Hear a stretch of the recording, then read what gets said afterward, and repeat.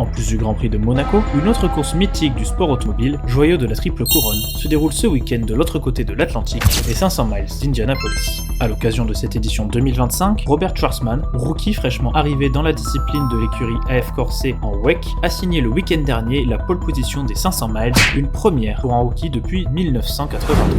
Néanmoins, ce résultat contraste grandement avec la réalité bien plus dure à laquelle est confrontée Prema depuis le début de cette saison 2025. En effet, alors qu'elle dispute sa première saison dans la catégorie, le line-up de l'écurie manque cruellement d'expérience et d'un pilote fédérateur. D'une part, on a donc Robert Schwarzman, rookie qui, bien que très talentueux dans les autres disciplines, ayant fini vice-champion en Formule 2 en 2021 derrière Oscar Piastri, actuel leader du championnat de Formule 1, et remporté une course en WEC l'an dernier à Austin en hypercar, il reste un pilote sans expérience dans la discipline. À ses côtés, Prema a donné sa confiance à Callum Ilott, qui a pourtant peiné à convaincre au cours des 5 dernières saisons. Auteur de 5 top 10 en 38 courses, la signature de celui-ci questionne alors que de nombreux autres pilotes étaient libres sur le marché, dont Romain Grosjean, plus expérimenté dans la discipline et également auteur de performances solides depuis son arrivée aux États-Unis en 2021, ou encore Alexandre Rossi, sextuple vainqueur dans la discipline et vice-champion 2018. À ce manque d'expérience se cumule le choix de l'écurie de s'engager seul, sans alliance technique avec l'un des poids lourds du championnat. Dans ce contexte, Prema connaît donc un début de saison difficile aux États-Unis, avec pour meilleur résultat de 18e place signé Schwarzman à Long Beach et Sensio. Ces débuts contrastent avec les habitudes de la marque italienne qui domine les championnats de monoplace européens avec plus de 80 titres glanés en seulement 40 ans